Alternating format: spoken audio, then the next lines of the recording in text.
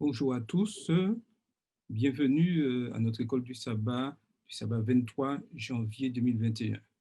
J'espère que vous avez passé une bonne semaine sous le regard béni de Dieu et que c'est avec plaisir que nous nous retrouvons en cette journée de sabbat.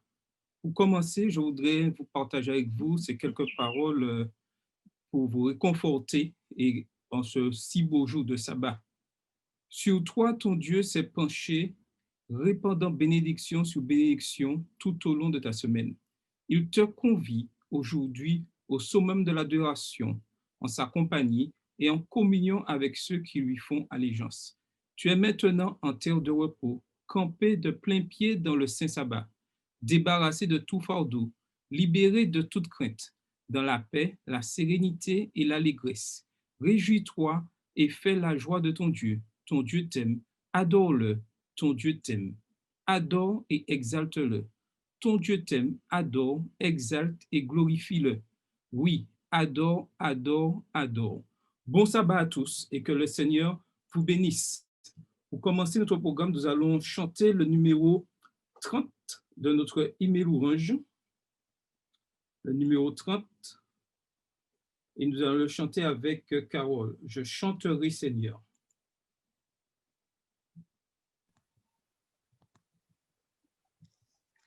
Bonjour à tous et bon sabbat. J'espère que vous avez passé une bonne semaine. Donc, comme d'habitude, vous chantez de chez vous avec moi.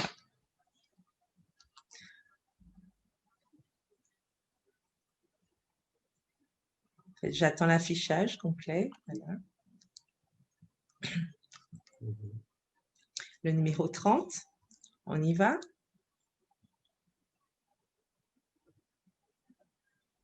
On commence. Je chanterai, Seigneur, tes œuvres magnifiques, ton auguste pouvoir, ta suprême grandeur. Au concert de tes saints, j'unirai les cantiques que pour toi me dicte mon cœur, que pour toi me dicte mon cœur. Oh, que de l'Éternel la parole est féconde, l'univers fut jadis l'ouvrage de sa voix. Il dit les éléments, le ciel, la terre et l'onde, du néant sortent à la fois, du néant sortent à la fois. Le monde passera, ce superbe édifice, un jour s'ébranlera jusqu'en ses fondements.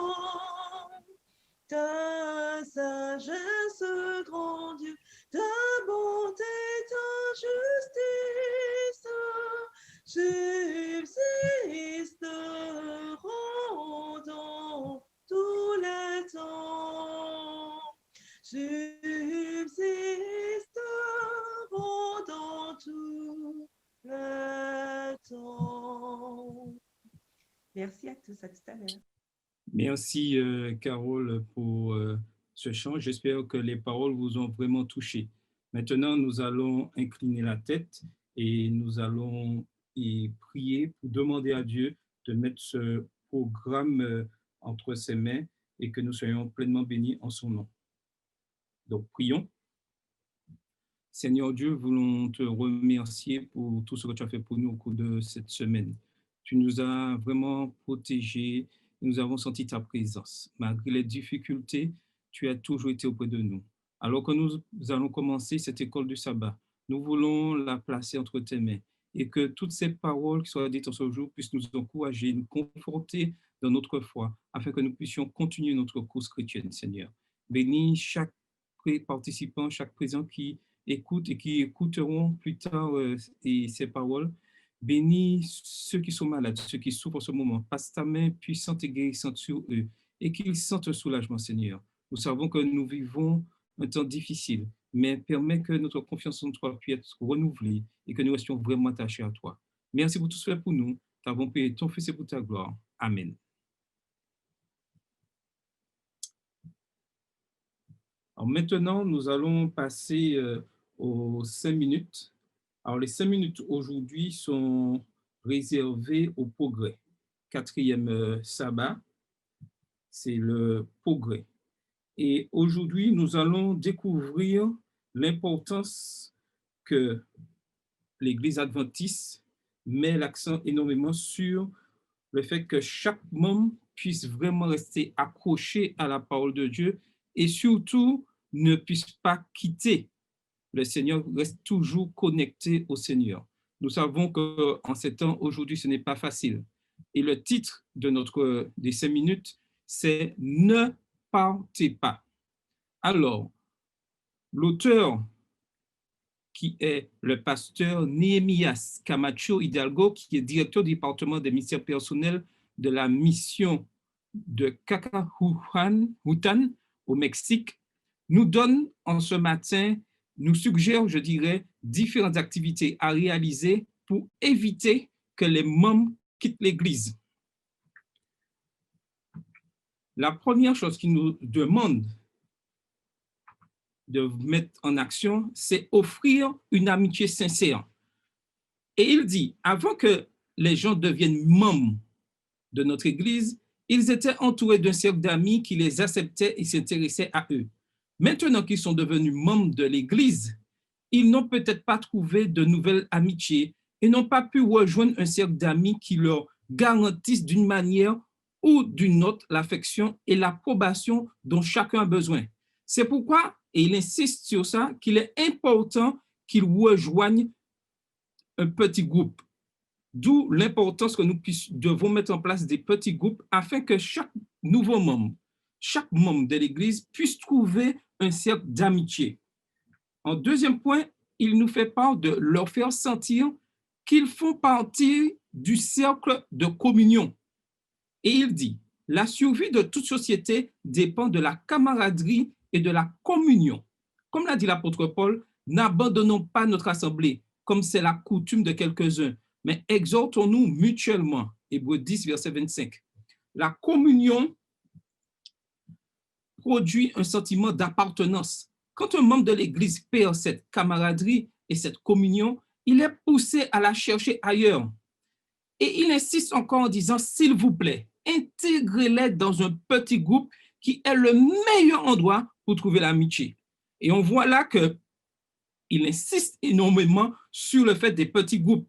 Et j'ajouterai qu'en cette période de crise de COVID-19 et du fait que l'Église, je dirais, on est dans les possibilités d'avoir tout le monde dans l'Église, il est important que nous puissions remettre en place ces petits groupes afin de créer vraiment ce lien.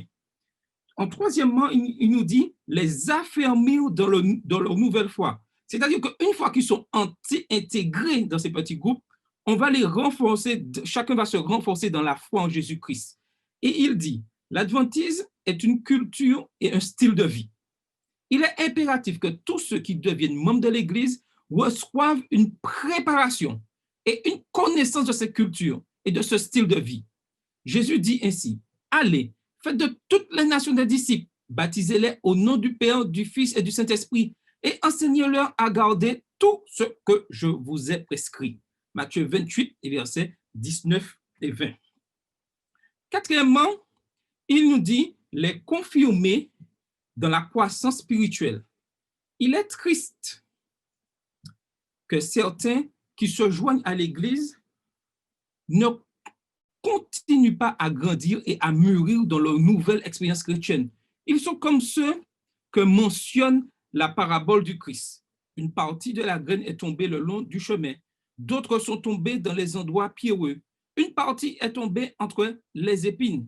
Donc, il est important que nous puissions ensemble, vraiment qu'il y ait cette croissance spirituelle.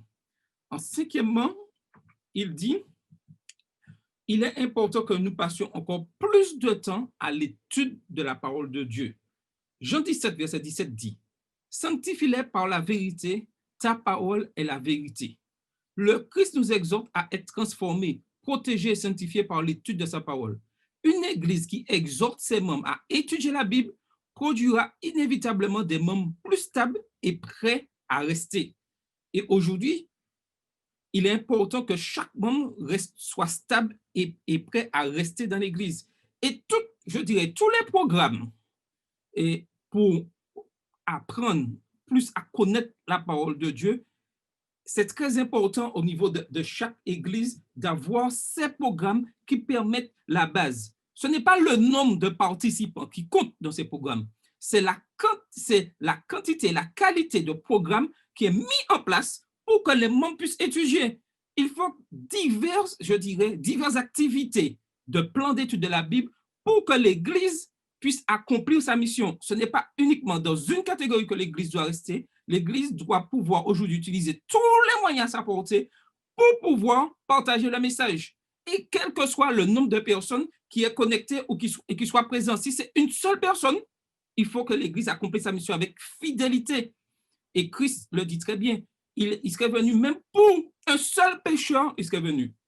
Alors nous, en tant qu'Église, en tant qu'école du sabbat, en tant que membre, nous devons mettre des programmes afin que chaque membre soit confronté dans l'étude de la Bible, quelle que soit la quantité de personnes qui assistent à ces programmes. Sixièmement, il nous dit les réaffirmer dans la doctrine. Quand un membre d'Église commence à être libéral avec les doctrines de l'Église, telles que la validité de la loi de Dieu, le sabbat, le retour du Christ, le sanctuaire et le message des trois anges, il commence à fluctuer spirituellement et à douter de l'Église et de ses doctrines. Et aujourd'hui, malheureusement, en tant qu'Église adventiste, nous perdons du septième jour, nous perdons cela. Nous parlons beaucoup d'amour du Christ, c'est très bien. Nous parlons de toute activité sur cela, mais nous nous éloignons de la base qui est la validité de la loi de Dieu. Le sabbat, le retour du Christ, le sanctuaire, le message des trois anges, nos 28 croyances, on en parle très peu. Et c'est ce qui va conforter les membres dans, je dirais, dans la foi en Christ. Et septièmement, il ajoute un point très important, plus de participation.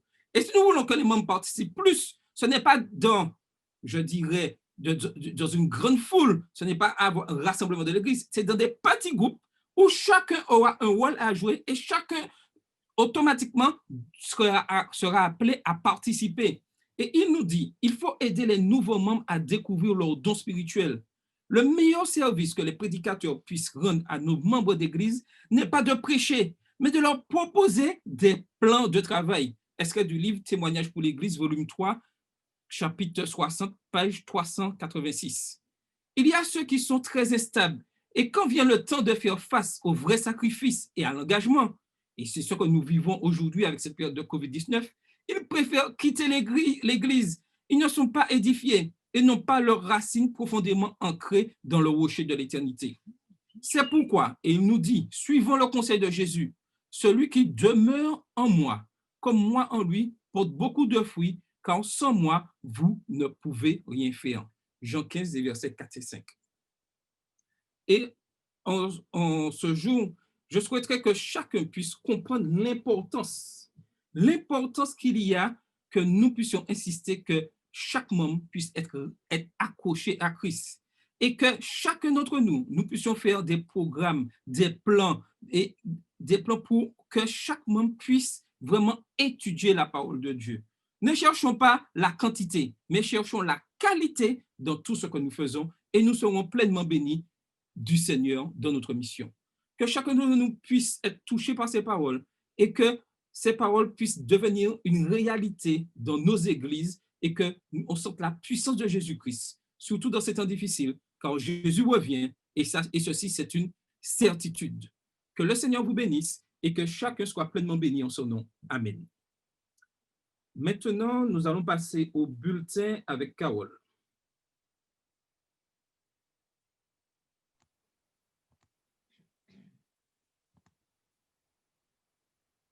Carole m'entend? Oui, c'est bon, on m'entend? Oui, on t'entend faiblement. Ah bon? On m'entend toujours pas? Faiblement un peu. C'est bon, là. C'est Vas-y. bon? Oui. C'est bon? Oui, c'est bon. D'accord, parfait. Alors, je salue à nouveau ceux qui se connectent, mais qui se sont connectés entre-temps. Le bulletin de ce matin a pour titre Se faire des amis avec l'aide de Dieu. En fait, c'est l'histoire de Macha. Macha a aujourd'hui 17 ans, mais son histoire commence quand elle avait 5 ans. Et elle nous dit qu'à cet âge-là, elle a vu sa sœur aînée se faire baptiser. Et c'était dans la ville sibérienne de Novokuznetsk, en Russie. Et donc, Macha regardait attentivement le baptême, tout ce qui a suivi, et elle a vu comment le pasteur et les autres membres avaient encouragé sa sœur lors de son baptême. Et elle a, elle aussi, eu envie de se faire baptiser. Mais elle s'est dit que, bon, 5 ans, c'est peut-être un peu jeune. Et quand elle a eu 6 ans, elle a décidé qu'elle voulait se faire baptiser. Et elle a dit à sa mère, Maman, je veux me faire baptiser. Mais alors, elle a commencé à nouveau à réfléchir. Elle s'est dit, bon, peut-être que c'est un petit peu jeune, 6 ans. Donc, elle allait attendre l'âge de 10 ans. Donc, les années sont passées. Et lorsqu'elle a eu 10 ans, effectivement, cette idée a fait son retour dans sa tête et elle s'est dit, bon, voilà. Elle a été voir son pasteur. Elle lui a demandé, elle lui a parlé de son projet. Elle a dit qu'elle aimerait se faire baptiser. Donc, le pasteur de son église, effectivement, a été satisfait de cette demande et l'a invitée à suivre, bien sûr, la classe baptismale. Donc, elle était ravie, elle trouvait ça très intéressant, elle a appris beaucoup de choses. Mais l'histoire nous dit qu'à l'âge de 11 ans, malheureusement, le pasteur qui travaillait déjà avec elle a dû partir dans une autre région et le nouveau pasteur a refusé de la baptiser parce qu'il a estimé qu'elle était encore trop jeune. Donc, elle était très déçue. Et pendant un moment, on nous dit qu'elle n'a pas parlé au pasteur. Mais à l'âge de 12 ans, elle est retournée voir le pasteur et lui a demandé de se faire baptiser. Parce que jusque-là, elle avait assisté à la classe baptismale, puisque le pasteur l'avait invitée à continuer. Mais bon, c'était pas ça. C'était pas comme quand l'autre pasteur était là, puisqu'elle pensait plus au fait que ce pasteur avait refusé de la baptiser. Et en fait, les classes baptismales n'avaient pas le même effet. Mais elle a quand même décidé de le voir. Et à l'âge de 12 ans, elle lui a demandé si elle pouvait se faire baptiser. Et, mais même là, ça n'allait pas. Les classes ne lui plaisaient plus. Et elle avait même envisagé, donc elle a arrêté, elle a suivi les classes baptismales pendant 4 mois à peu près, on nous dit, et elle a même envisagé de quitter l'église parce que c'était plus aussi, elle trouvait que ce n'était plus aussi intéressant qu'avant. Mais un jour, en voulant se concentrer uniquement sur ses études, c'est-à-dire ce qu'elle avait à l'école et sa vie en général, on nous dit que Macha, elle n'était pas satisfaite. Et sa mère, voyant cela, sa mère lui a demandé si elle voulait s'inscrire à l'école de Zaowski. Donc, c'est une école adventiste avec externat et internat. Et Macha s'est dit qu'elle voulait, ouais, pourquoi pas, ça lui ferait prendre un nouveau départ. Et elle a accepté. Donc, elle a accepté de quitter sa famille et donc elle est partie dans cette école. Mais l'été précédent, le début de l'année scolaire, elle a finalement été baptisée. Et au camp d'été où elle avait pu assister, elle avait remarqué qu'elle était la seule adolescente à ne pas encore être baptisée. Donc, du coup, Macha avait déjà 16 ans à l'époque et elle a été baptisée. Mais après son baptême, elle a bien remarqué que sa vie n'avait pas changé et elle était toujours la même personne. Donc, il n'y avait pas vraiment d'enthousiasme, pardon. Et l'histoire nous dit qu'elle est partie à Zaoski et les premières semaines, c'était pas évident puisque elle se retrouvait seule et c'était difficile pour elle de se faire des amis. Donc, elle ne savait pas trop comment faire. Donc, elle est un peu triste. Et du coup, il y a un étudiant en théologie qui a remarqué sa tristesse et sa solitude et qui était à l'université, lui, de Zaoski. Et donc, il a été la voir et lui a dit, Dieu connaît tes besoins. En fait, Dieu connaît nos besoins, puisqu'il s'est inclus aussi dedans. Ils se sont liés d'amitié et il lui a déclaré, il est près de nous et nous pouvons lui parler comme à un ami. Donc, Macha n'avait toujours pas beaucoup d'amis, mais elle a pris en compte ce que ce jeune homme lui avait dit, et du coup, elle a décidé de parler à Dieu. Donc, elle a trouvé un endroit calme et elle a ouvert son cœur à Dieu et lui a dit, pardonne-moi de ne pas t'avoir parlé depuis si longtemps. Et elle pleurait en même temps et elle a dit, je suis désolée de ne pas te connaître. J'avais tort d'être en colère contre le pasteur quand il n'avait pas voulu me baptiser. Donc, en disant tout ça, une paix, nous dit l'histoire, a envahi son cœur. Et pour la première fois, elle a senti que Dieu était proche. Et à partir de ce moment, sa vie a complètement changé. Et elle nous dit, avant, je désirais toujours des amis. Mais maintenant, j'ai un ami avec qui je peux parler à tout moment. Et je n'ai pas besoin de le chercher pour parler.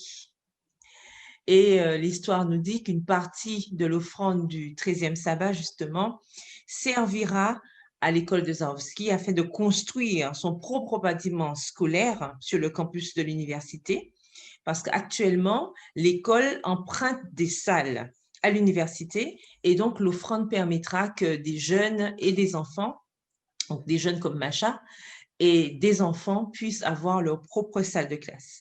Et donc, nous continuerons à prier pour les chrétiens adventistes de cette région, les chrétiens en général et aussi tous ceux qui recherchent encore la parole de Dieu.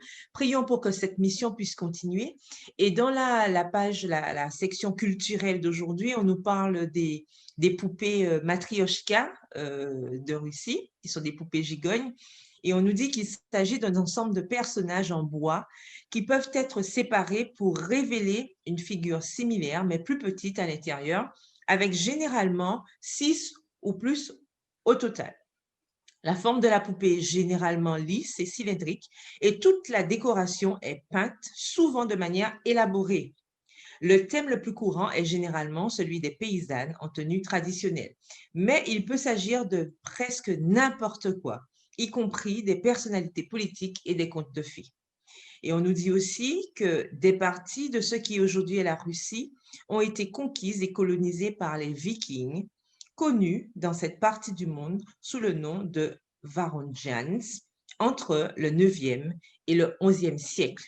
Donc, nous continuons à prier pour nos frères et sœurs de la région de la division euro-asiatique et la division eurasienne, excusez-moi, dans la division eurasienne, ainsi afin que la mission puisse continuer, que d'autres puissent entendre parler de Dieu et que plein de jeunes comme Macha découvrent à nouveau que Jésus est notre meilleur ami.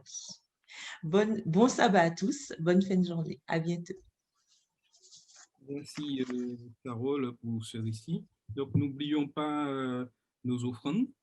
Donc, nous avons toujours cette possibilité, soit lorsque nous sommes présents à l'église, soit de pouvoir remettre ces offrandes par le biais d'Internet. Vous avez les liens au niveau de la fédération.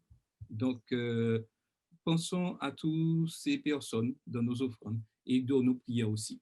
Donc, maintenant, nous allons passer à notre moment, je dirais, le plus important de notre étude, qui est la leçon de l'école du sabbat. Aujourd'hui, nous avons le plaisir d'avoir avec nous la sœur Catherine de Montabon. Est-ce qu'elle m'entend?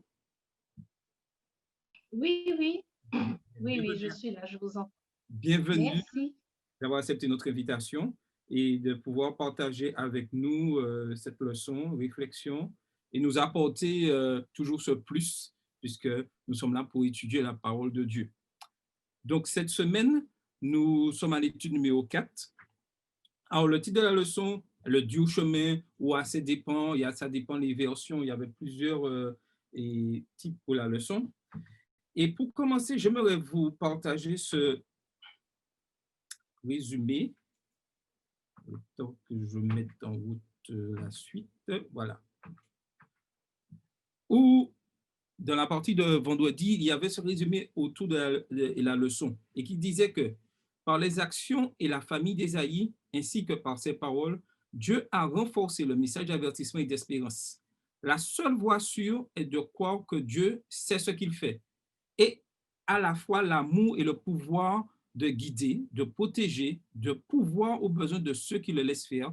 Pour ceux qui se tournent vers d'autres puissances, il n'y a que des ténèbres. Donc, au départ, je veux dire que Dieu insiste auprès de chacun d'entre nous, surtout en cette période que nous vivons, que nous puissions vraiment rester accrochés à lui. Et tout au long de la leçon, nous allons voir, on continue de parler du roi Akaz, et nous allons essayer de tirer des éléments pour nous aujourd'hui qui nous permettront de faire face, je dirais, aux difficultés que nous rencontrons. Ésaïe 7 et 8 forment une unité sur le jugement contre Juda, y compris Aram et Israël. La dernière section d'Ésaïe 7, et versets 17 à 23, traite des ennemis de la nation de Juda. Ici, nous y voyons les minuscules êtres vivants, la mouche et l'abeille, qui sont les symboles des nations étrangères et aussi des instruments divinement désignés dans la dévastation future du peuple de Dieu. Ces chapitres témoignent également du fait que Dieu a envoyé de nombreux signaux à Juda au sujet de son jugement imminent. Par exemple, le nom du fils d'Ésaïe. Dieu demande à Ésaïe de donner à son fils le nom de Maher Shaal Kazbaz pour annoncer clairement les événements à venir. Ma question pour commencer, aujourd'hui, est-ce que Dieu nous parle de la même manière? Est-ce qu'il nous envoie des signaux? Si oui, lesquels? Donc, vous avez la parole et puis après, Catherine nous fera une synthèse de ce que nous dirons. Alors, qui est prêt à s'exprimer en premier? Pensez-vous que Dieu aujourd'hui nous envoie encore des signaux? Et dans quel but aussi? Donc, vous pouvez prendre la parole. J'ai activé les micros.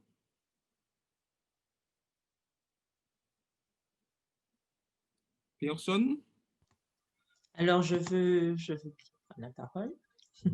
Alors oui, bien sûr, à mon sens, Dieu nous envoie des signaux avec tout ce qui se passe aujourd'hui. Nous voyons bien que les différents éléments auxquels nous avons à faire face tous les jours nous montrent bien que effectivement, il y a quelque chose qui se passe, que ce que nous avons lu dans la parole de Dieu, ça fait longtemps que nous lisons et nous voyons au fur et à mesure se réaliser et s'accomplir. Donc, ça veut bien dire que l'Éternel nous envoie des signes régulièrement, que ce soit dans notre vie personnelle ou dans notre vie dans le cadre spirituel. Nous voyons bien que l'Éternel est toujours là et qu'il nous envoie des signes. Seulement, la question est, est-ce qu'on veut voir ces signes-là? OK. Quelqu'un d'autre voudrait-il ajouter quelque chose? Catherine, tu voudrais ajouter quelque chose ou tout est clair?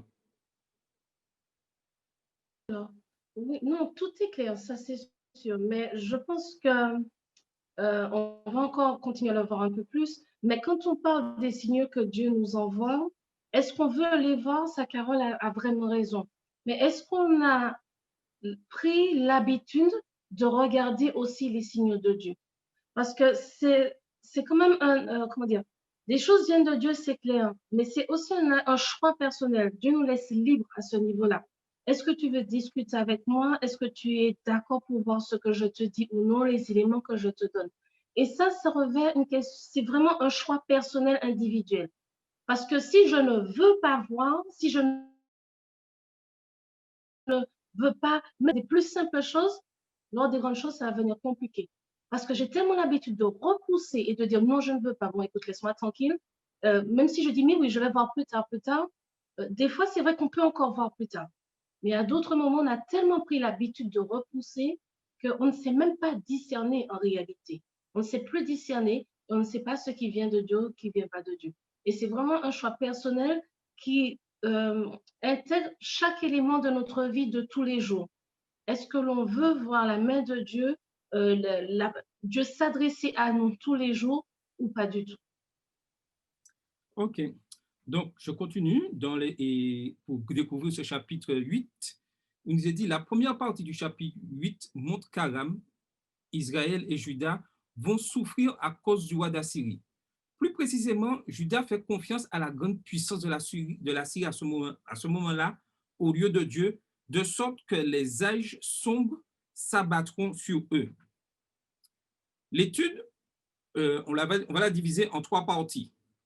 Premièrement, les ennemis arrivent. Deuxièmement, les nations amies viennent pour Juda et la confiance au sein. Les ennemis arrivent, Ésaïe 7, versets 17 à 25, présente une prophétie contre Jérusalem. Cette scène de jugement est donnée en raison de la réticence du roi de Juda à faire confiance à la libération qui vient de l'Éternel, alors que le pays fait face à une attaque des armées araméennes et israélites. Dieu a parlé par l'intermédiaire du prophète Ésaïe, exhortant le roi à ne pas avoir peur de Retsin et Pékat, pour de nombreuses raisons. Leurs plans ne se réaliseront pas. Ésaïe 7, versets 5 à 7. Au contraire, le royaume vont être abandonnés. Ésaïe 7, verset 16. Cependant, il semble que le roi de Juda ne soit pas disposé à confier à l'Éternel les grands défis auxquels il est confronté. Il est écrit dans 2 Rois 16, verset 7, qu'Akaz envoya des messagers à Tiglath-Pileser, roi d'Assyrie, pour lui dire, « Je suis ton serviteur et ton fils. Monte et délivre-moi de la main du roi de Syrie et de la main du roi d'Israël qui s'élève contre moi. » Ainsi, le Seigneur apporte le jugement sur le royaume de Juda. Le Seigneur permet à Juda de vivre un moment qui ne s'est pas produit depuis des années. L'Éternel fera venir sur toi, sur ton peuple et sur la maison de ton père des jours tels qu'il n'y en a eu, qu'il n'y en a point eu depuis le jour où Éphraïm s'est séparé de Juda.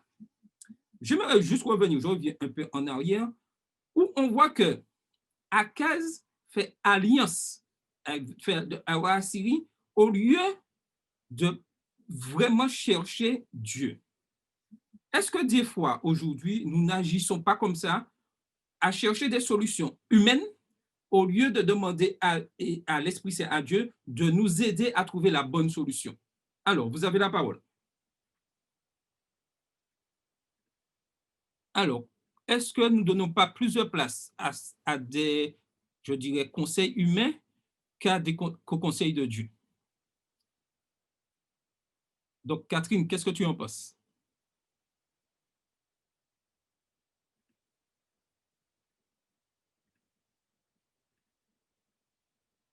Ton micro est coupé. Oui, merci, oui. Je pense en effet qu'on cherche plus souvent les conseils humains. Mais ce qu'il faut comprendre, et c'est là où on doit prêter attention parce que l'ennemi connaît bien. Et c'est, comme j'aime dire des fois, il a des milliers d'années de pratique de l'être humain. Donc, il sait comment on fonctionne. En général, on aime bien les choses visibles, les choses tangibles, donc vers lesquelles on peut se tourner. Et puis, quand on grandit, on s'habitue aux personnes à côté de nous. Et c'est pour ça que j'ai bien aussi aimé le bulletin, c'est parce que la réalité, c'est que c'est comme ça qu'on fonctionne. On grandit, jeune, adolescent, on tisse des liens avec les personnes qui nous entourent.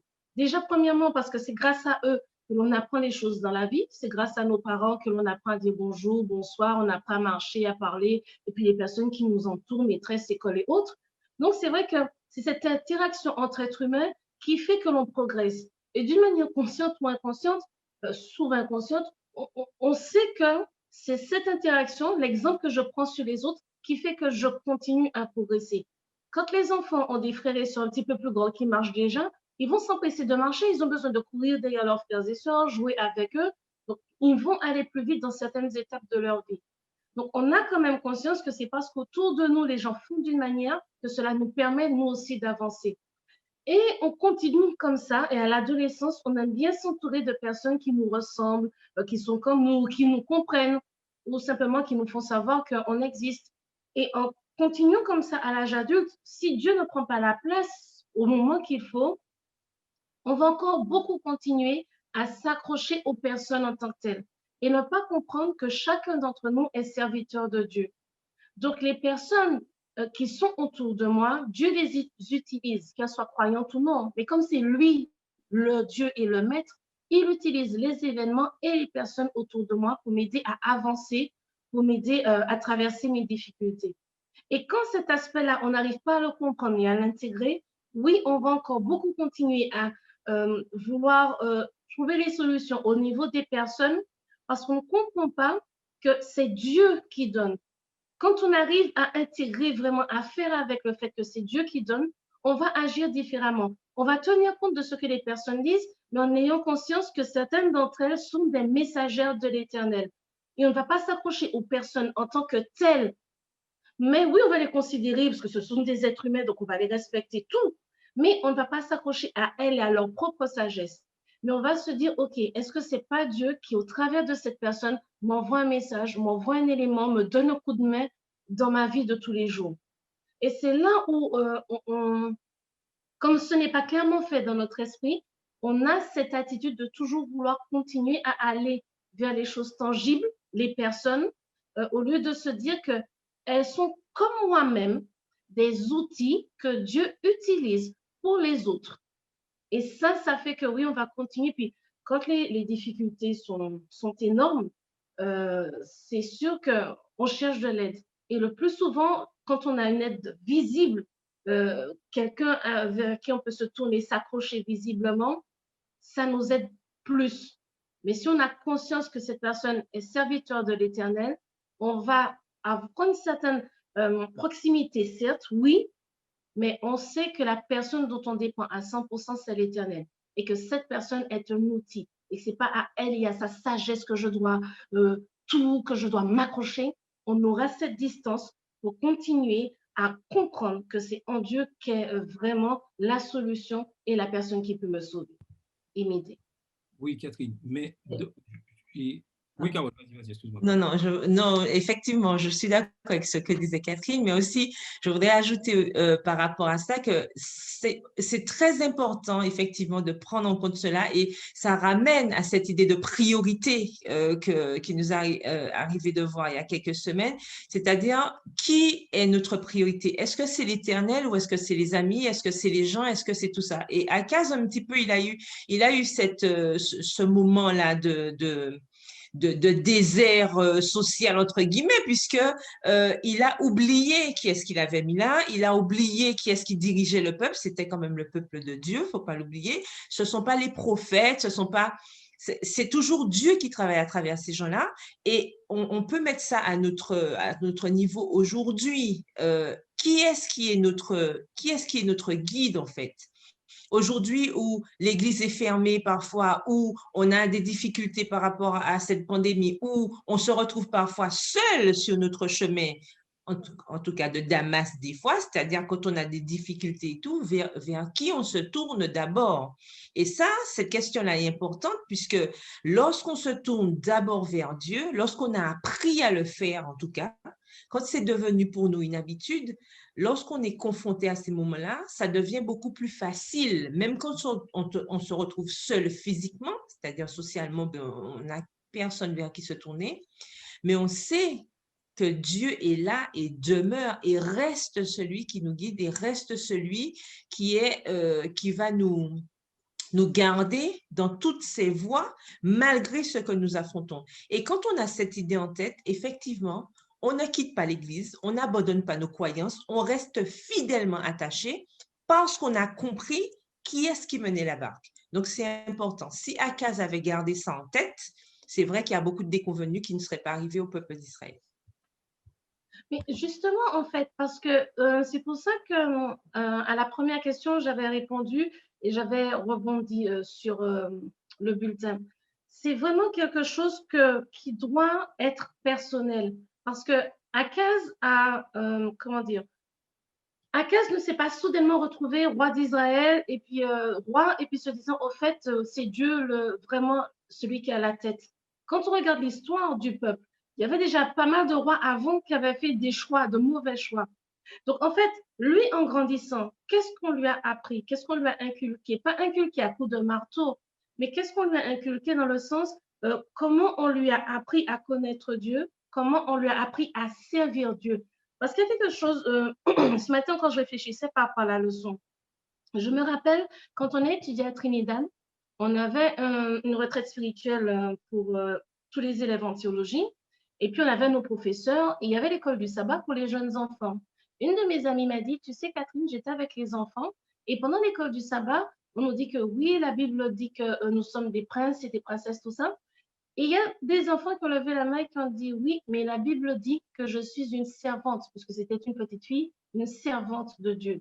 Et là, il va falloir que quand on éduque quelqu'un, que ce soit un enfant ou un enfant entre guillemets spirituellement, donc il découvre, il faut que la personne comprenne que oui, elle est libérée par Dieu. Oui, son fardeau est pris par Jésus, que ses péchés sont pardonnés par Jésus-Christ et c'est vrai. Donc cette personne est libérée par le sang de Jésus.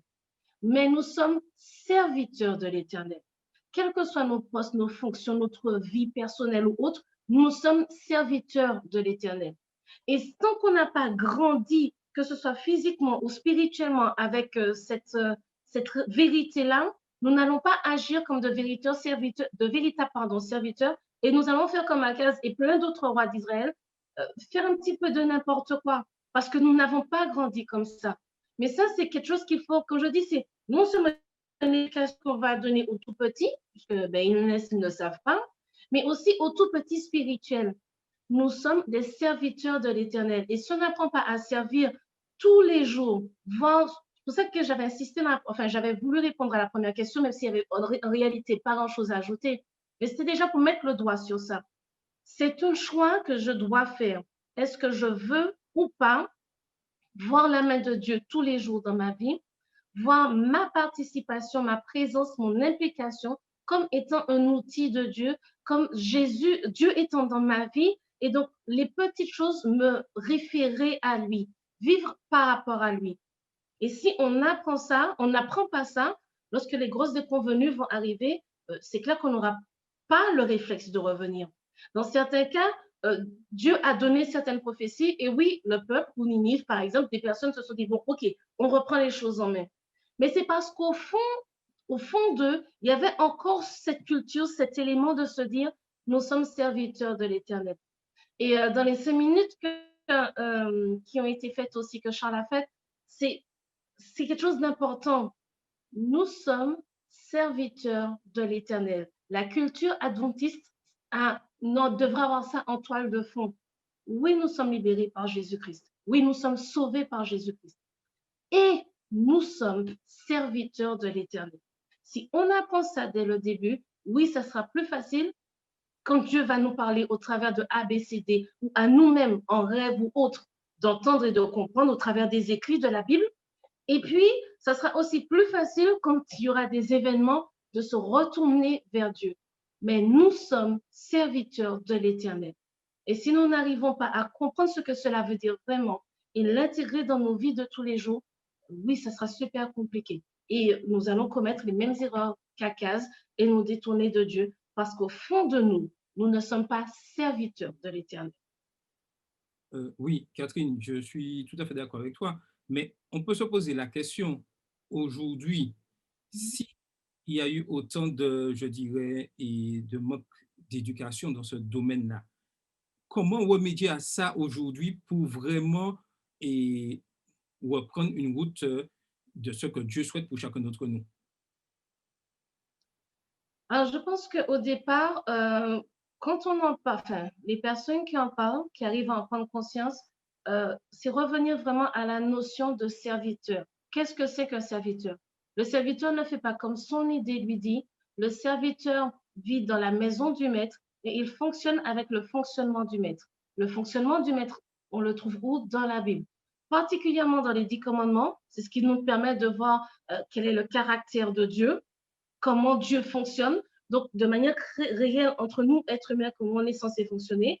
Ne pas se tuer, ne pas voler, et ainsi de suite, être honnête, et ainsi de suite. Les relations parents-enfants. Et c'est quelque chose que l'on devrait, en effet, tous les jours, revoir au niveau des histoires de la Bible. Parce que c'est pas quelque chose qui va se faire du jour au lendemain, dans le sens où, soudainement, je pourrais voir tous les signes de Dieu. Mais reprendre les histoires de la Bible, les versets, les psaumes, petit à petit, et prendre le temps non seulement de méditer dessus, donc qu'est-ce que ça veut dire, qu'est-ce que Dieu veut me dire par là, et puis passer du temps à prier. Et là où j'aime bien avec la prière, c'est que la prière, c'est pas seulement les moments de prière que nous avons entre guillemets officiels, que ce soit à l'église ou la prière du matin, du soir. La prière, ce sont tous ces moments de conversation, comme c'était dit dans le bulletin, que nous avons avec Dieu dans la journée. Seigneur, j'ai pas compris, Seigneur, mais pourquoi, mais comment, mais je pense, est-ce que cette idée-là est bonne ou pas? le fait de le formuler, c'est pas simplement pour alors, le fait de le formuler pour l'être humain, c'est déjà une bonne chose parce que cela nous permet de manière concrète de réfléchir et de se rendre compte que oui ou non, ça peut correspondre à Dieu. Et comme c'est une conversation que nous avons avec Dieu, Dieu ne va pas rater de nous dire, tu penses à cette solution-là, mais ça ne correspond pas à ma volonté pour toi et ça ne correspond pas à qui je suis. Donc, si tu veux me ressembler, cela ne peut pas te correspondre. Et là, oui, Dieu ne va pas manquer de nous donner une réponse et de nous parler et de nous dire. C'est quelque chose qui va se faire en progressant, mais c'est à nous, non seulement par rapport à nos lectures de la Bible, mais dans la journée, les moments que nous prenons pour parler à Dieu, lui dire ce que nous pensons, nos inquiétudes ou nos joies aussi, pas, comment dire, de temps en temps, mais aussi régulièrement que nous parlons de nos inquiétudes à Dieu, parler de nos joies, le remercier, tout ce qui s'est passé, qui nous a fait plaisir, en parler aussi. Parce que ce sont ces choses-là qui vont tisser les liens de communication profonds, des liens vraiment profonds avec Dieu et qui vont nous permettre d'être serviteurs de l'Éternel. Il n'y a pas de recette magique, hein, mais la lecture régulière de la Bible et cette conversation que nous avons avec Dieu qui va nous répondre dans notre esprit par d'autres personnes aussi, puisqu'on lui demande de l'aide, et aussi dans les lectures de la Bible, petit à petit, jour après jour, c'est ce qui va nous permettre d'avancer dans ce sens et de pouvoir reconnaître sa main dans nos vies de tous les jours et avancer. Vous savez, il y a un cantique qui dit « Compte les bienfaits de Dieu ». Il faut bien comprendre, prenons le temps de regarder ce que Dieu a fait pour nous. C'est ce qui nous permet de vraiment intégrer cette relation de serviteur à l'Éternel. Et devant toutes les bontés, que ce n'est pas seulement en un seul sens que nous servons et que Dieu est méchant, c'est un mauvais maître. Non, voir tout ce qu'il a mis sur notre chemin. C'est pas que l'on cherche à avoir quelque chose en retour. C'est que les choses se passent dans un sens, Dieu nous bénit, nous protège déjà au départ de certaines choses.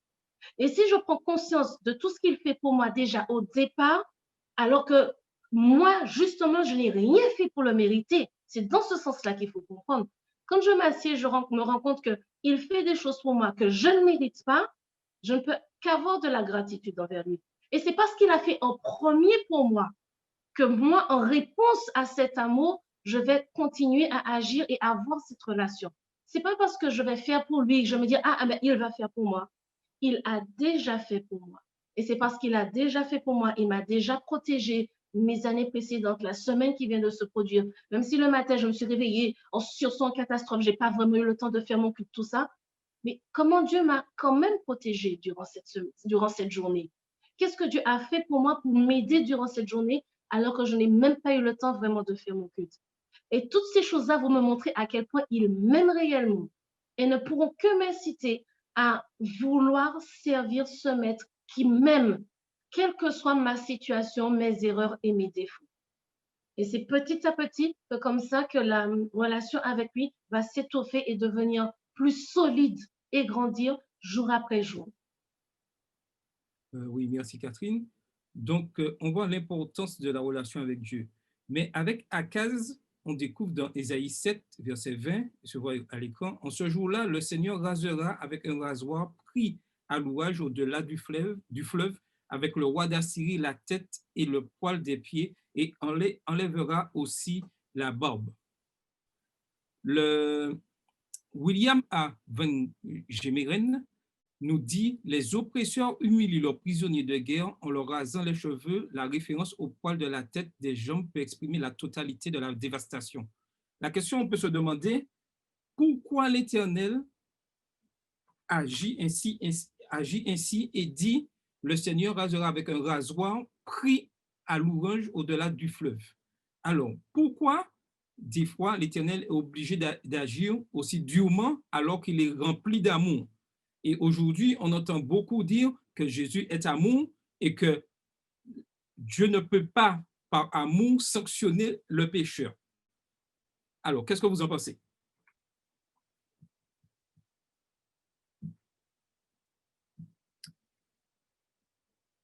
Alors, est-ce que Dieu, vraiment, par amour, peut, je dirais, sanctionner les enfants qu'il aime?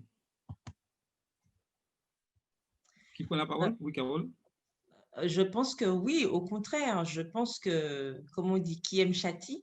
Si on aime vraiment, il faut corriger. L'amour ne peut pas aller sans correction, puisque si l'amour est là pour me mener, pour me protéger, pour me guider dans une voie positive, une voie qui me permette de grandir, il n'y a pas de raison pour que je ne puisse pas corriger lorsque ça ne va pas. On voit bien que les parents, par exemple, les parents qui aiment vraiment leurs enfants, ce sont des parents qui corrigent leurs enfants. Des parents qui ne corrigent pas les enfants, on pourrait se poser des questions, puisque pour pouvoir servir de tuteur, il faut bien qu'il y ait à un moment donné des corrections. Et correction ne veut pas forcément dire des coups, etc. Ça n'a rien à voir. C'est-à-dire qu'à un moment donné, lorsque ça ne va pas, il faut pouvoir dire que ça ne va pas. Et l'Éternel, justement, par amour pour nous, il le fait. Il est normal et je pense même qu'il est indispensable pour que Dieu qui nous aime puisse nous mener vers ce salut auquel nous aspirons, puisse, lorsque ça ne va pas, nous faire comprendre de manière parfois virulente, hélas, qu'il faut se corriger et qu'il faut se redresser. Moi, je pense qu'il est important justement d'avoir cette correction parce que si Dieu ne nous corrigeait pas, ben, nous serions damnés, quoi. Il n'y aurait pas d'espoir. Je me dis heureusement que Dieu est là pour nous corriger parce que même nous, en tant qu'enfants, nous sommes bien contents d'avoir, en tout cas, moi, je sais que je suis bien contente d'avoir eu des parents qui me corrigeaient lorsque ça n'allait pas pour que je puisse rester sur le droit chemin. Donc, je pense que Dieu, c'est pareil. C'est pas se dire parce que j'aime, je ne corrige pas. Au contraire, quand j'aime, je corrige. Oui, Catherine, tu voudrais ajouter quelque chose? Oui, alors, il y a deux choses. La correction et les conséquences de ce que l'on fait. Alors, je suis tout à fait d'accord avec Carole, hein. La correction, c'est pas forcément prendre un enfant et le battre matin, midi et soir, mais c'est en effet le reprendre. Lui dire, écoute, lui expliquer, le faire raisonner dans le sens pas de nous justifier, mais lui expliquer que, mais surtout quand il est jeune et qu'il grandit, voici comment ça fonctionne dans la vie. Il y a des choses auxquelles il faut faire attention. Le respect, tu dois faire, tu ne dois pas faire. Il y a des choses et il faut reprendre. Parce que c'est vrai que la correction, c'est pas battre et battre, c'est reprendre, parler, dire et quand il faut punir aussi, punir. Maintenant, ce sont des limites dont on a besoin pour savoir jusqu'où je suis censée m'arrêter. Quand c'est comme si on vient dans le monde sur un pont, mais un pont sans les barrières, sans les limites. Donc, si on ne me montre pas quelles sont les limites du pont, ben, malheureusement, c'est exactement ça. Ça va me faire que je serai sur un pont qui va ressembler à ça, et puis je vais tomber à droite, je vais tomber à gauche, parce qu'arrivé là, je n'ai pas de limite. Donc, on va tomber par là, on va tomber par là et on va tomber par là. Au lieu d'avoir les limites, pour qu'arriver aux limites, je puisse me dire non, pour que moi, je sois bien, je ne dois pas aller plus loin. Parce que si je vais plus loin, je tombe si je n'ai pas de limites. Je tombe. Donc, en effet, tout est perdu. Alors que si j'ai les limites, je peux trouver tout l'espace, le chemin dans lequel je vais, mais avec les précautions qui sont les limites autour du pont. Ça, c'est quelque chose qui est réel et dont les enfants ont besoin et dont nous avons tous besoin. Et avec ça, il y a aussi les conséquences. Je vais revenir encore sur les limites, mais les conséquences. Si mes parents m'ont dit de ne pas faire quelque chose, mais tout petit à 2 ans, leur répéter de ne pas toucher le fer à repasser chaud que l'on a mis à terre, ça ne sert à rien, ils ne vont rien comprendre. Mais à 10 ans, oui, un enfant comprend qu'il ne faut pas toucher la casserole qui est chaude, le fer à repasser qui est chaud, c'est déjà plus haut. Donc, si on met le fer sur la table à repasser, à 10 ans, il peut le toucher. À 2 ans, il est à terre, il ne pourra pas, mais à 10 ans, il peut. S'il ne comprend pas et qu'il met sa main dessus, mes amis, il a 10 ans. Donc, mis à part des difficultés ou des pathologies qui font qu'il ne peut pas comprendre, donc ça, je mets ces enfants-là à part. Hein, un enfant qui n'a aucun souci, il a fait un choix, il en paie les conséquences. Et ça, on n'y peut rien. Quand la personne a l'âge de comprendre et qu'on lui a parlé, on lui a parlé pendant tout le temps qu'il était petit, il était jeune, 10 ans, 14 ans, tu veux mettre ta main sur le fer alors que tu n'as aucune difficulté ni aucune pathologie, tu as fait un choix, tu en payes les conséquences. Et ça nous arrive et c'est aussi ça. Dieu a parlé, Akaz n'a pas voulu écouter, il a fallu qu'il en paie les conséquences. Mais la correction, c'est aussi le fait, ce qu'il faut voir derrière la correction, Jésus devait venir.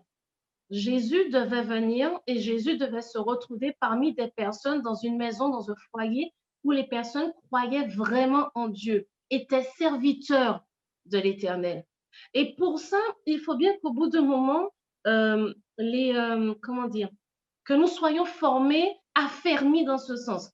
Et c'est pour ça qu'il y a un verset biblique que j'aime beaucoup dans la leçon de cette semaine, 1 Pierre 1, verset 13. C'est pourquoi saignez les reins de votre entendement, soyez sobres et ayez une entière espérance dans la grâce qui vous sera apportée lorsque Jésus apparaîtra.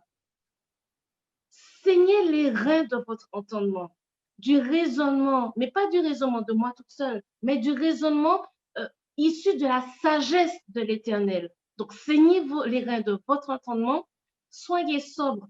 Ce n'est pas simplement l'aspect alcool, mais soyez sobres parce que dans votre vie, vous avez choisi de ne pas vous laisser déborder par toutes ces choses qui vont vous détourner de Dieu. Et c'est ce qu'il nous faut comprendre. Ce n'est pas simplement une histoire d'alcool, soyez sobres pour ne pas être ivre. Ivre, d'accord, mais ivre de quoi? De toutes les occupations qui vont nous détourner du fait que nous sommes des serviteurs. Ayez une entière espérance dans la grâce qui vous sera apportée parce que nous sommes serviteurs de l'Éternel. Et là, on se rend compte que quand, ce qu'on disait tout à l'heure, petit à petit, on apprend à avoir cette relation avec Dieu et qu'elle s'affermit petit à petit. Dans ces moments difficiles, la relation s'affermit parce qu'on se rend compte que Ésaïe et d'autres personnes qui continuaient à espérer en Dieu ont gardé ferme, sont restés fermes dans leur foi et ils ont vu en effet tout l'accomplissement de ce que Dieu avait prédit avant en restant fermes.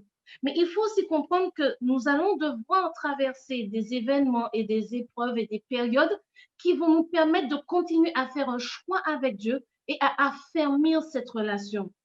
C'est comme un muscle, c'est comme le cerveau. C'est parce que de manière régulière, nous exerçons et en manière de parler, en grandissant dans les difficultés, que nous pourrons être affermis quand la grande catastrophe va arriver. Mais ces choses-là doivent arriver. Un, parce que Satan est là et qu'il ne va pas permettre que tout se passe bien dans le monde. Non, parce qu'il faut qu'il perde le plus grand nombre de personnes. Et deux, Dieu ne va pas laisser ces choses arriver en vain. Il va permettre que ces événements soient des occasions pour nous de nous affermir et d'avancer avec lui. Donc, ce sont des événements qui doivent se produire parce que nous avons les conséquences de notre attitude et de nos choix. Parce que aussi, si Dieu ne met pas les limites, à quel moment verra-t-on que voici les limites et à quoi ça ressemble d'être à l'image de Dieu, d'avoir été créé à l'image de Dieu, donc vouloir ressembler et puis mettre les choses en ordre et préparer pour la première venue de Jésus et bien entendu pour la seconde venue de Jésus. Donc, toutes ces choses doivent se passer pour toutes ces raisons.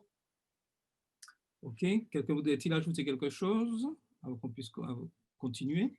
Je voulais juste dire que ce qui est intéressant aussi, c'est de voir que quand même, pour montrer à quel point Akaz est un petit peu fermé malheureusement à ce que Dieu lui disait, puisque en quelque part, le verset qu'on vient de lire dans Ésaïe 7, c'était une prophétie que l'Éternel lui annonçait, lui envoyait pour bien lui montrer que je reste comme maître de tout, ne t'inquiète pas parce que j'ai prévu la solution en annonçant que le roi d'Assyrie viendrait, etc. J'ai quand même une solution, tu n'as pas à avoir peur. Et malgré ça, en fait, il fait des choix qui ne correspondent pas à ce que Dieu voulait. Donc, ça nous montre aussi que parfois, quand on est concentré sur nos propres ambitions et notre manière de voir, ben, on va encore plus loin dans la bêtise, je dirais. On va vraiment vers des chemins qui ne mènent nulle part. Et comme le démontrait tout à l'heure Catherine, ben, on tombe dans le précipice sans même voir à quel moment, puisque on est tellement concentré sur ce qu'on a en tête qu'on ne fait même pas attention aux messages que Dieu nous envoie et de manière régulière. Tout à fait. Et là, on voit encore, on pourra continuer, que malgré tout ce qui s'est passé, Akaz persiste et signe encore, on pourrait dire. Et la Bible nous dit que le roi ne se tourne pas, malgré tout ce qu'il a déjà vécu, et il ne se tourne pas vers le Seigneur. Et 2 Chroniques 28, verset 22 le dit clairement, pendant qu'il était dans la détresse, c'est-à-dire qu'il était en difficulté, il continuait à pécher contre l'Éternel, lui, le roi Akaz. Le récit biblique décrit certaines de ses actions. Il sacrifia au dieu de Damas qu'il avait frappé, et il dit, puisque les dieux des rois de Syrie leur viennent en aide, je leur sacrifierai pour qu'ils me secourent. Mais il fut l'occasion de sa chute et de celle de tout Israël. Akaz rassembla les ustensiles de la maison de Dieu et il mit en pièces les ustensiles de la maison de Dieu. Il ferma les portes de la maison de l'Éternel, il se fit des autels à tous les coins de Jérusalem et il établit des hauts lieux dans chacune des villes de Juda pour offrir des parfums à d'autres dieux. Il irrita ainsi l'Éternel, le Dieu de ses pères. 2 Chroniques 28 et versets 23 à 25.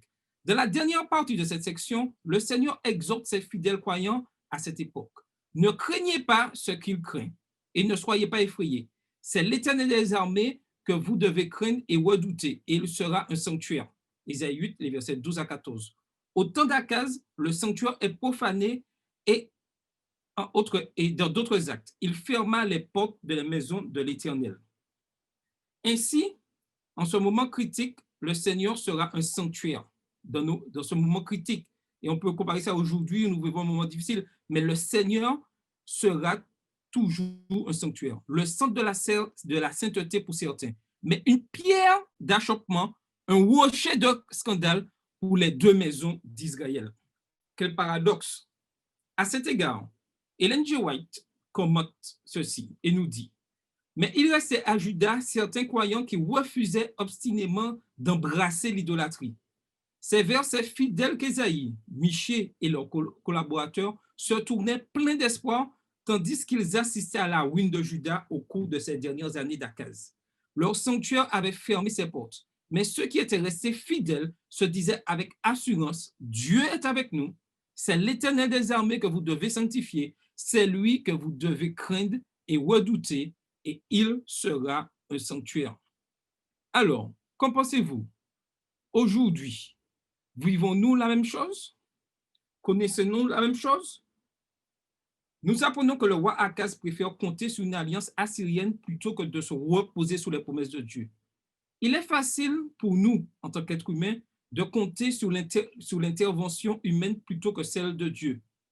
Comment se fait-il qu'il soit parfois difficile pour nous croyants, pour nous adventistes du 7e jour, de croire aux promesses de Dieu en temps de crise?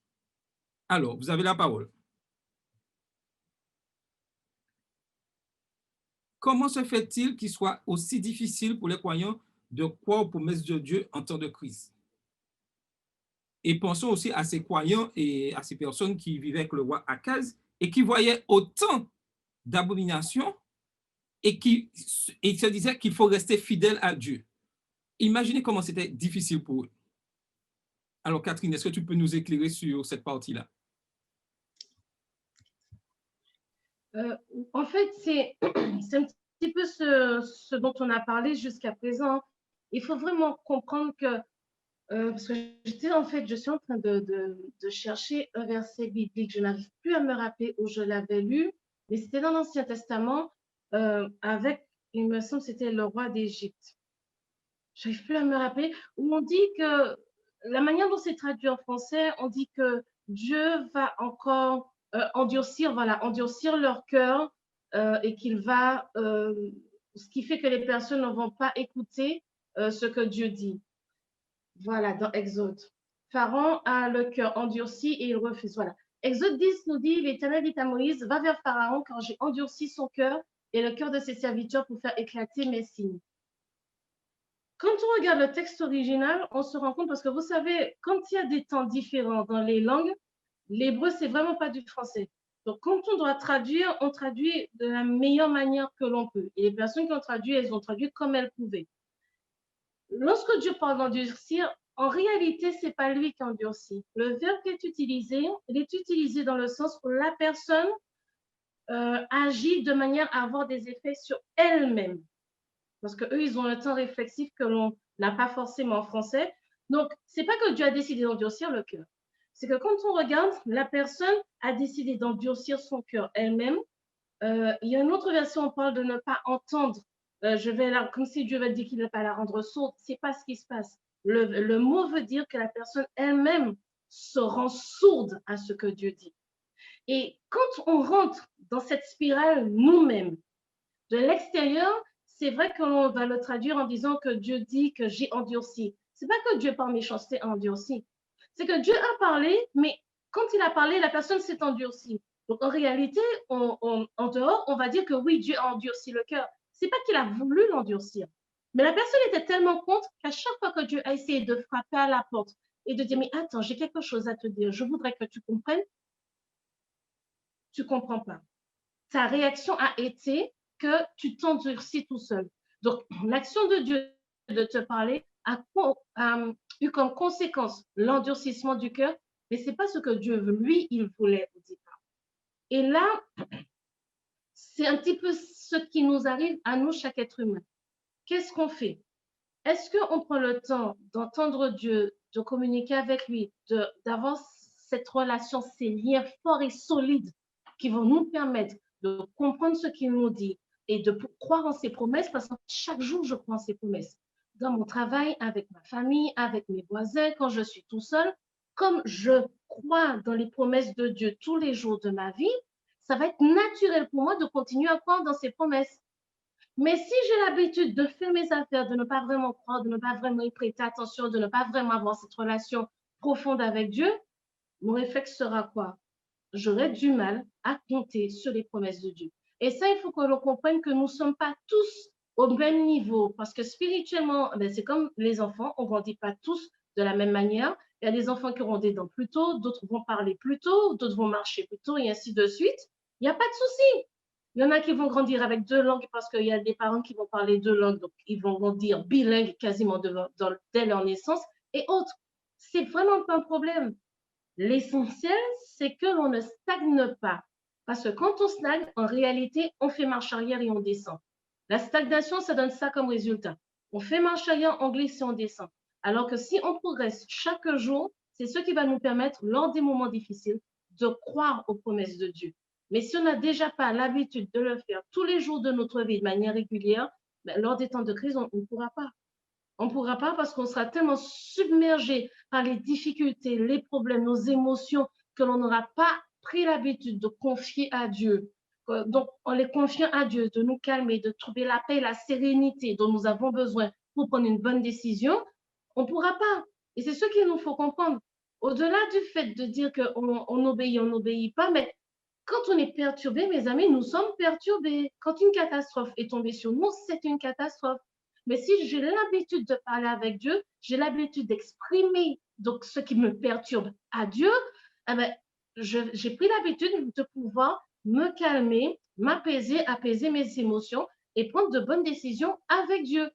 Mais si je n'ai pas l'habitude de le faire, c'est pas lorsque la grande catastrophe va arriver que je serai entièrement perdue que soudainement, j'aurai le réflexe de tout faire avec Dieu. Je ne pourrai pas. Et c'est pour ça qu'il est important tous les jours de pouvoir le faire, de le mettre en œuvre, ne serait-ce qu'une fois par jour, hein, parce que des fois, on a l'impression que c'est tellement de choses qu'on n'y arrivera pas. Juste une fois par jour, on commence avec une fois. C'est comme des fois des médicaments ou des compléments alimentaires. On nous dit, vous prenez une gélule la première semaine tous les jours, 2 gélules par jour la deuxième semaine, 3 gélules la troisième semaine. C'est un peu le même principe. Chaque fois, chaque jour, on y va petit à petit jusqu'au moment où ça sera tellement naturel qu'on ne va même pas compter au fait aujourd'hui j'ai fait, j'ai pas fait, j'ai fait 2 fois, 3 fois, 4 fois. On commence petit à petit et un jour ça deviendra tout à fait naturel et en temps de crise, on pourra directement aller vers Dieu parce que c'est notre habitude. Oui, Carole? Oui, aussi par rapport à tout ça, je voulais ajouter, mais c'est en fait, comme on dit, c'est en forgeant qu'on devient forgeant. Si on n'a pas justement cette appétence pour les affaires de Dieu et que si on est du genre à appeler Dieu que lorsqu'on a des soucis, Comme dit cette citation, si tu ne pries pas quand il fait soleil, ne prie pas quand il pleut non plus. Le truc, c'est qu'il faut bien savoir que la prière et la relation avec Dieu, ce n'est pas comme des baguettes magiques, pouf, on prend comme ça et puis ça va marcher. Non, c'est parce qu'on a pris l'habitude de vivre des choses régulièrement avec Dieu que lorsqu'on arrive en temps de crise, on peut rester serein. Justement, par rapport à cette question et à l'histoire d'Akaz, et le roi d'Assyrie, Dieu a bien dit que c'est moi qui vais faire venir le roi d'Assyrie. C'est ça qu'il disait dans Ésaïe 7, verset 20. C'est lui-même, d'accord, qui avait commandé que le roi d'Assyrie vienne pour pouvoir calmer les choses avec les autres rois. L'affaire, c'est que dans toute justement son ignorance par rapport à ce que Dieu voulait pour son peuple, Akaz ne voit même pas, il se permet d'envoyer justement, de faire des dessous de table au roi d'Assyrie, donc en fait, et non seulement il se permet de faire ça, il prend justement sur les fonds de l'Église pour pouvoir le faire. Donc, ça veut dire qu'il est tellement dans sa noirceur spirituelle qu'il ne se rend même pas compte qu'il a fait ça inutilement, puisque c'est Dieu lui-même qui avait déjà inspiré au roi d'Assyrie de venir. Donc, en réalité, nous voyons bien que si on s'habitue à rester dans une espèce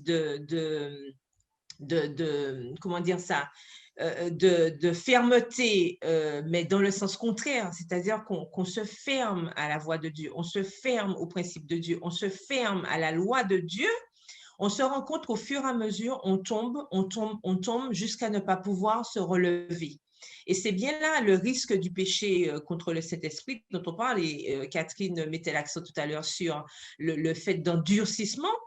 Effectivement, Dieu n'endurcit pas, mais c'est parce qu'on a tellement pris l'habitude de s'éloigner qu'au final, comme nous dit la Bible, à un moment donné, le Saint-Esprit nous parle, mais on n'entend plus rien.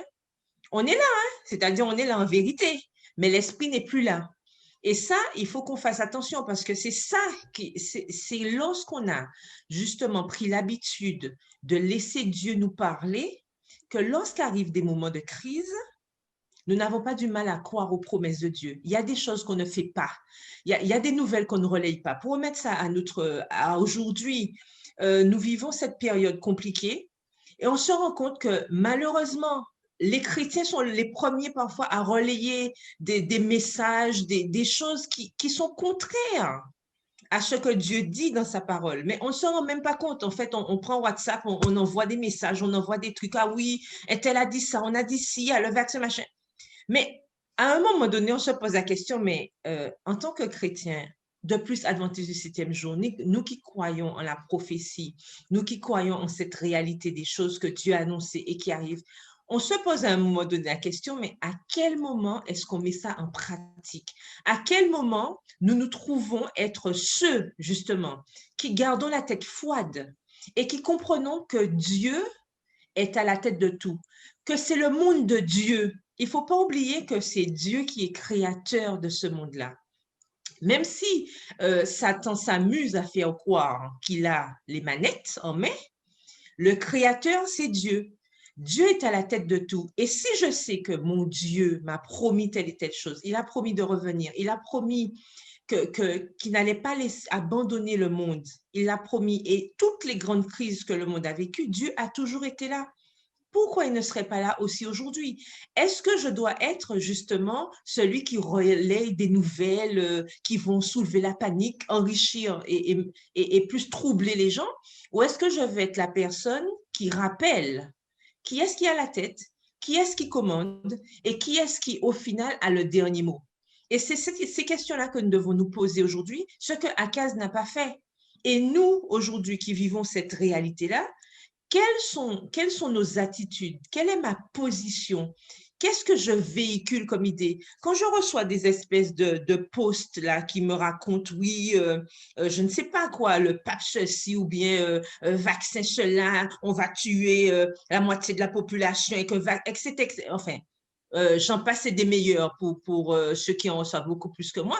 Je veux dire, mais qu'est-ce qu'on fait avec toutes ces nouvelles? Est-ce qu'on a plutôt tendance à relayer ces messages-là qui ne correspondent pas à ce que Dieu nous demande, ou est-ce qu'on est plutôt la personne qui va apaiser et rappeler que nous n'avons pas besoin d'avoir peur parce que Dieu dirige toutes choses et Dieu est à la tête. Donc, nous devons, pour pouvoir être ces personnes qui nous accrochons aux promesses de Dieu, on doit être ceux qui étudient ces promesses-là, qui mettent ces promesses en pratique d'abord pour nous, en tant que chrétiens, adventistes du 7e jour de surcroît. Donc, nous mettons ces promesses-là pour nous et une fois que ces promesses-là vont devenir des balises pour notre vie, dans ce cas-là, on pourra refléter cette sérénité dont les autres qui nous regardent ont besoin. Et c'est ça, c'est ce dont on a besoin aujourd'hui, de personnes qui restent calmes au cœur de la tempête. Et on doit se poser la question, est-ce que je suis un matelot calme au sein de la tempête parce que je sais qui est mon capitaine? Oui. Donc, Catherine, tu voudrais ajouter quelque chose? Non, non, c'est bon. Ok, d'accord. Et Carole répond à peu près à la question que nous avons, en disant en quoi le comportement d'une personne peut-il potentiellement amener la dévastation sur d'autres? Et on voit avec Akaz, et on voyait ça dans la leçon de jeudi, où Akaz est allé vraiment très loin, où il utilisait, je dirais, on utilise le terme de la leçon, la sorcellerie. Et aujourd'hui, malheureusement, beaucoup de chrétiens adventistes du 7e jour manquent de confiance en Dieu et vont des fois puiser dans ces éléments-là pour pouvoir sortir d'une crise. Et aujourd'hui, l'Éternel nous demande d'être fidèles. Et dans Ésaïe 8, verset 18, j'ai bien aimé ça, moi-même et les enfants que le Seigneur m'a donnés, nous sommes des signes et des présages en Israël de la part du Seigneur.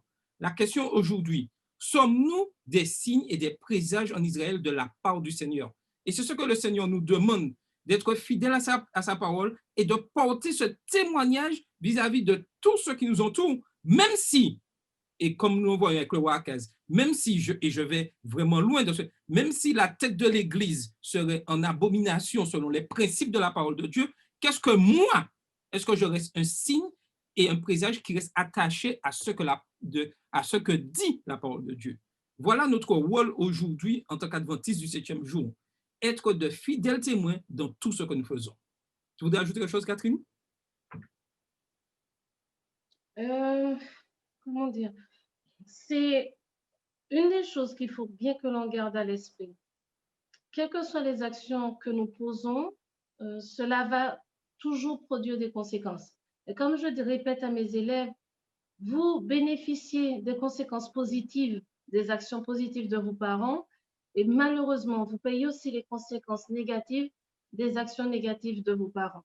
Sans rentrer dans le détail, nous sommes tous passés par là quand on était jeunes avec nos parents et ceux qui nous entouraient. Et aujourd'hui, en tant qu'adultes, c'est encore la même chose. Et nous aussi, nous posons des actions qui posent des conséquences sur beaucoup de personnes. Maintenant, je crois qu'il y a une chose qui parle toujours plus, c'est comment nous faisons, nous agissons jour après jour. Et c'est ce qui va donner un exemple. Donner un exemple, pas de dire que qui que ce soit est parfait, parce que Jésus n'est pas encore revenu, mais de voir que quelqu'un, au travers de toutes les difficultés de la vie, s'accroche, persévère, tient la main de Dieu, se bat autant qu'il peut, aussi fort qu'il peut avec les hauts et les bas qu'il y a dedans, ça ne peut qu'encourager les personnes autour à se dire, ben moi aussi, je vais me battre. Comme l'autre, j'ai des hauts et des bas. Comme l'autre, j'ai des difficultés, des choses qui me donnent quatre calottes.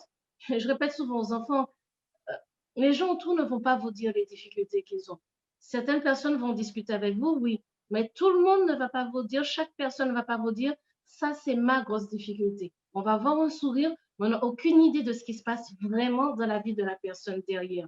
Parce qu'en réalité, nous passons tous dans des domaines précis de notre vie qui vont nous toucher plus, moi ou quelqu'un d'autre, il y a des choses qui vont plus me toucher.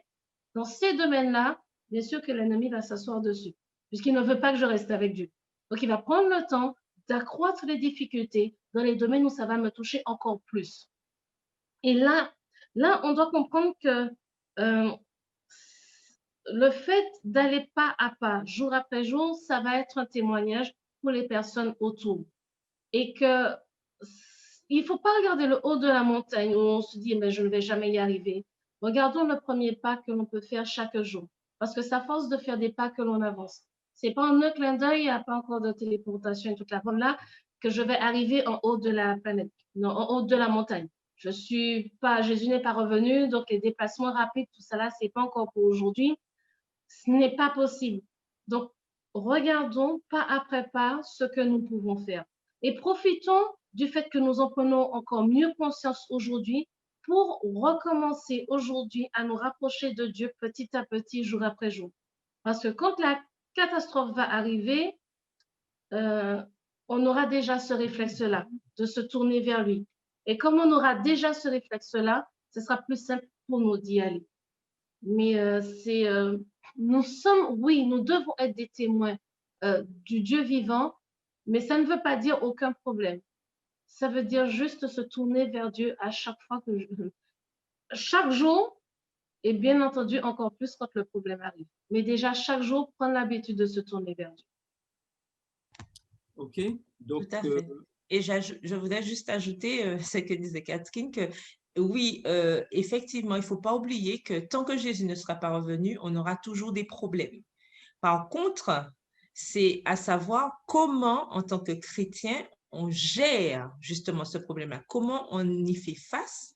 Et pour pouvoir faire face à ce problème de manière consciente et de manière aussi sereine, il faut s'accrocher à ce que Dieu nous a dit, et c'est en étudiant sa parole et en mettant en pratique ce que nous apprenons que nous pouvons faire ce pas-là. Et jour après jour, on voit l'effet justement de cette sérénité, de cette paix que Dieu nous donne, même au cœur des difficultés.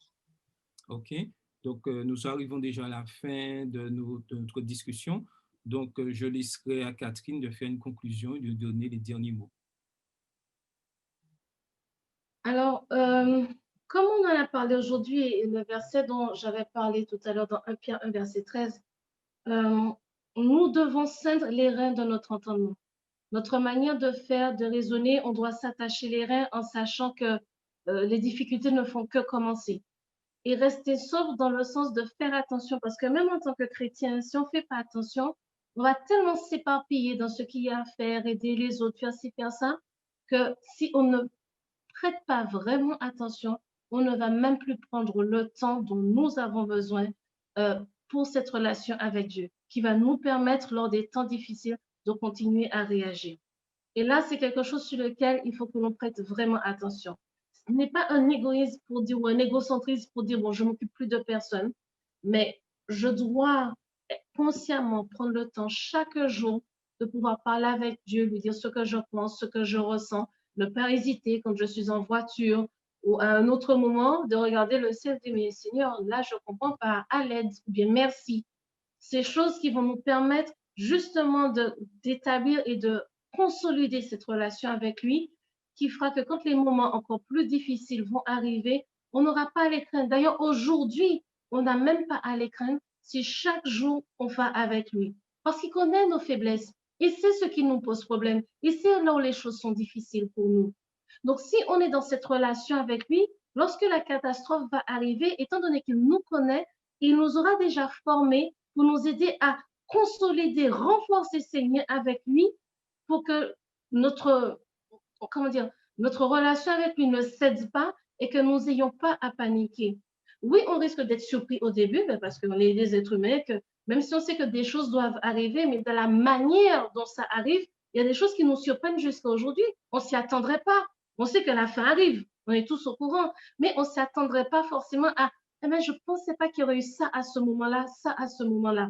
Donc, ça va un peu nous perturber. Mais comme on aura toujours l'habitude de dire à Dieu, tu sais, je ne m'attendais pas à ça, ça va nous permettre d'extérioriser ce sentiment, cette perturbation justement, et de pouvoir retrouver la paix et le calme dont nous avons besoin, qui vient de lui, pour pouvoir affronter ces moments difficiles. Et je pense que ce que l'on peut vraiment, sur lequel on peut se concentrer, ce que je peux souhaiter à chacun, c'est vraiment ça. Prenons le temps et réservons le temps chaque jour à différents moments, petit à petit, pour ceux qui des fois n'auraient pas l'habitude, je parle vraiment sens très large, de prendre ces petits moments avec Dieu. Et comme ça va devenir naturel, lors des grosses catastrophes, ça ne nous paraîtra pas aussi catastrophique. Parce qu'en fait, on aura déjà commencé à gravir la montagne. Et comme on sera arrivé plus proche du sommet qu'on ne le pense en réalité, Dieu qui justement sait comment il fait avec nous chaque jour pour nous préparer à ces catastrophes-là, eh bien, va s'arranger pour que nous soyons prêts, parce qu'on aura marché avec lui. Parce que rappelez-vous, on ne doit pas être prêt selon nous, on doit être prêt selon Dieu. Et le seul moyen d'être prêt selon lui, c'est d'avancer avec lui chaque jour. Comme ça, le moment venu, on sera prêt comme on en a besoin pour les périodes les plus difficiles et les plus compliquées. Merci Catherine. Nous allons passer à notre dernier chant, le numéro 139. Et ensuite, Catherine nous fera la dernière prière pour clôturer notre programme. Donc, le numéro 139 avec Carole. Comme tout à l'heure, je vous invite à chanter avec moi, même si vous êtes à la maison. On y va? Oh, que ton joug est facile, oh, combien j'aime ta loi. Dieu saint, Dieu de l'évangile, elle est toujours devant moi. De mes pas, c'est la lumière, c'est le repos de mon cœur. Mais pour la voir tout entière, ouvre mes yeux, bon Sauveur. Non, ta loi n'est point pénible pour quiconque est né de toi. Toute victoire est possible à qui combat avec foi. Seigneur, dans ta forteresse, aucun mal ne m'atteindra. Si je tremble en ma faiblesse, ta droite me soutiendra. D'un triste et rude esclavage, affranchi par Jésus-Christ, j'ai part à ton héritage, au secours de ton esprit. Au lieu d'un maître sévère, prêt à juger, à punir, je sers le plus tendre Père, toujours prêt à me bénir. Dieu qui guide et qui console, j'ai connu que le bonheur est de garder ta parole et je la serre en mon cœur. Fais-moi marcher dans ta voie et me plaire en tes statuts. Si je cherche en toi ma joie, je ne serai pas confus. Merci à tous. Bon sabbat. Prions ensemble. Notre Père, notre Dieu, nous te remercions pour tes grâces et tes bénédictions. Merci de nous permettre d'avoir ces moments d'échange et de partage afin de pouvoir continuer à apprendre à mieux te connaître. Continuer à apprendre à mieux connaître tes volontés, ta volonté pour nous dans notre vie, à mieux connaître ton amour et toutes ces choses que tu mets pour nous en place afin de nous permettre d'avancer, de consolider notre relation avec toi et d'être prêt selon toi pour les moments difficiles. Toi qui nous connais mieux que personne. Que ta paix et ta grâce soient avec chacun d'entre nous alors que nous continuons cette journée de sabbat et permettre que nous puissions continuer à nous rapprocher de toi et apprendre à mieux te connaître. Nous te demandons tout cela au nom de Jésus, ton Fils, et pour ta gloire. Amen.